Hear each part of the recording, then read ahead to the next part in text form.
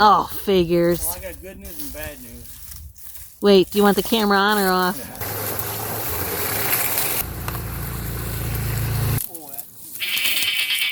Yeah. Woo! I've been following that old fence line.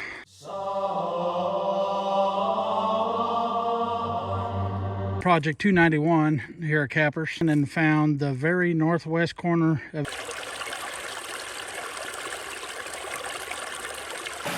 Okay, back to where I started. You can see the sun has shifted a bit.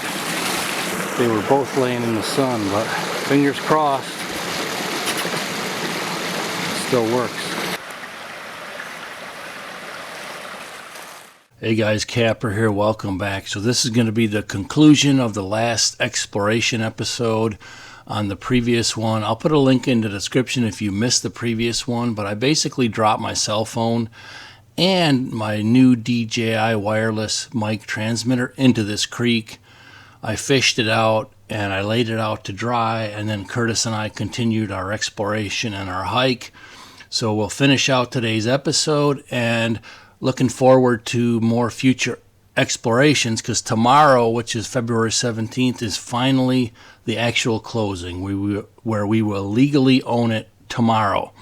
So I hope you join us today for some fresh air out in the woods and some education on this property as we continue to learn more. So anyways, let's get some fresh air. Thanks a lot.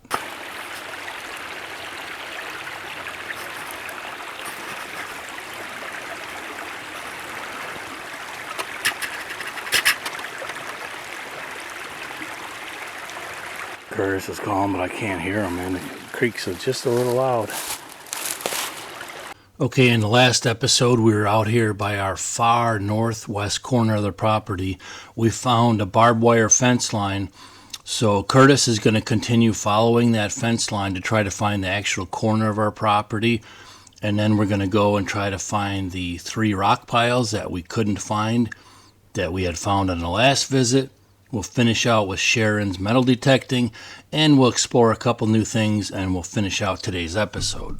I've been following that old fence line on the Project 291 here at Kappers.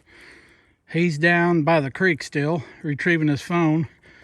I followed the old fence line and found the very northwest corner of his property that adjoins the Shawnee Forest. Very, very remote back here. All right, so it's always a bonus when you could find a survey monument, in this case from the Shawnee National Forest, because it helps you determine obviously your boundaries, but how many acres you have, and if your property lays out big or it lays out small. So anyways, a bearing tree like this is basically a tree that's like right on the line. So the government surveys these, and they put these markers on trees that are like literally right on the line, which helps you figure out where exactly the line is, because these boundaries obviously go for miles and miles on end.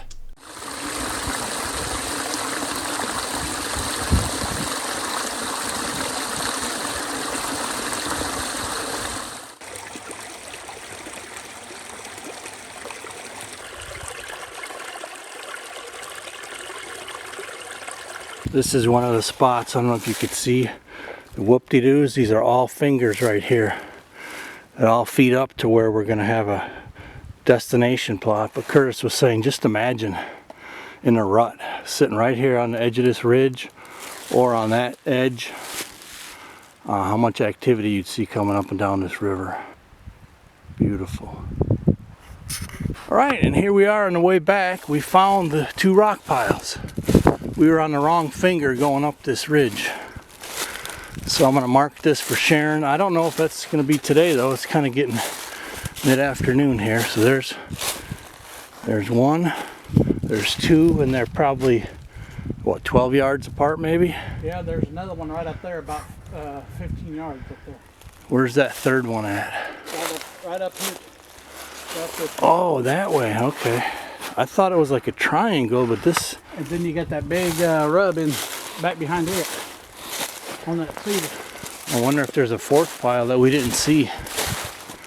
Well, let me try out my cell phone to see if it's working. Mark this. And then there definitely Definitely hand stacked.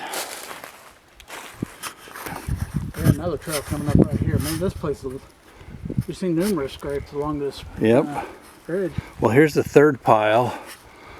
And look at that scrape up there, or that rub up there. That's all tore up. That's a fresh one. Look at that oak. That's another weird one. I don't see them too often with the branch coming out that low. I mean, you know, there's like triples in that, but they come out from the ground, so that's a little bit weird.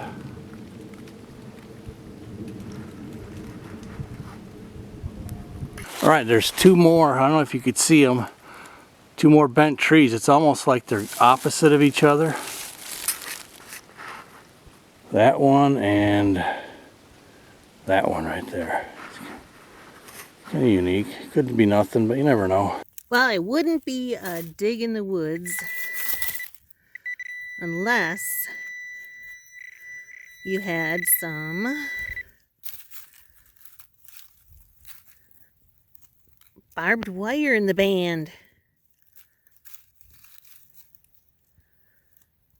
Rusty barbed wire. Gotta have that. There's different kinds of barbed wire, and it just tells you the age of when they would have used it. I am not an expert at it at all. All right, so far I found nails over there, and now barbed wire over here.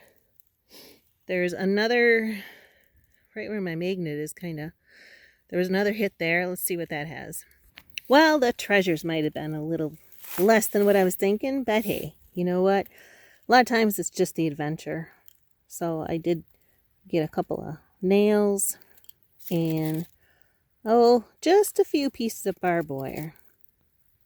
So there definitely was some cattle out here, or maybe even a residence. Who knows? It's been abandoned for many, many years, whatever it is. So that was fun. Now we'll get her covered up so nobody walks into there or animal falls in. And I'm gonna go exploring. Hey, look at this reflection. If I don't drop my phone in. Isn't that nice? Beautiful blue sky today. And a nice well. Close you back up.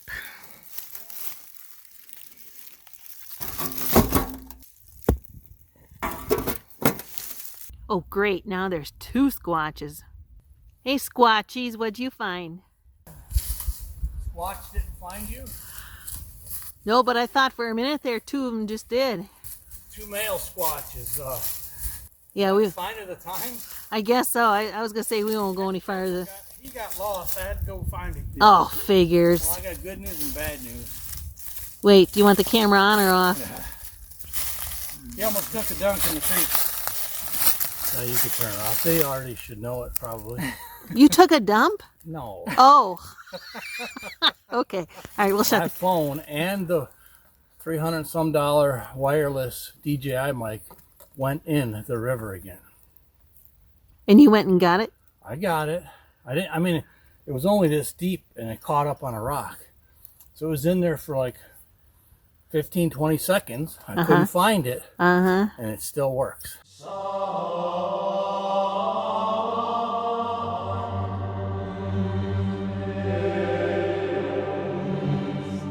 I took it out, laid it on the rocks, let it get black, and you know how it sucks up the light.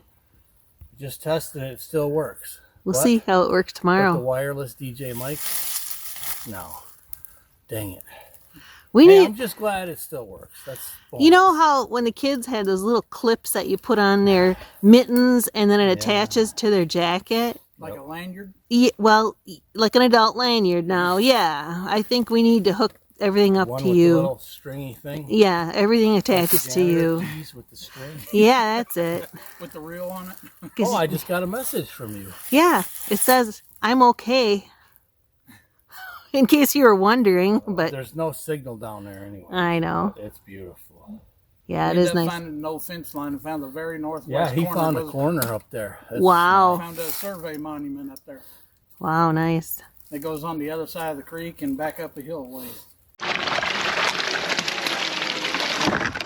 Okay, so after exploring the creek and Sharon explored the second cistern and old home site, we started heading back towards the road, and along the way we wanted to stop at the first pond because Sharon had a mission there. So let's stop on the first pond on the way out.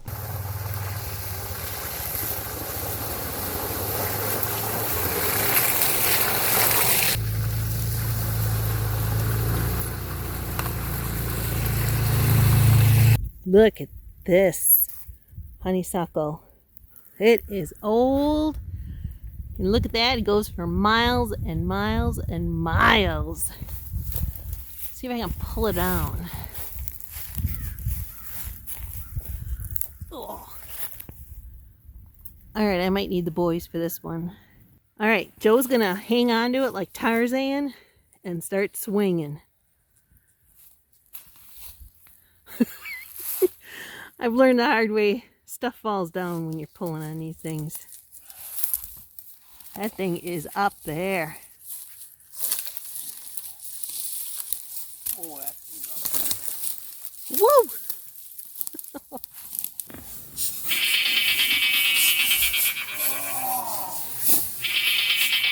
Yeah! Tame that beast. The excavator would have really came in handy, wouldn't it?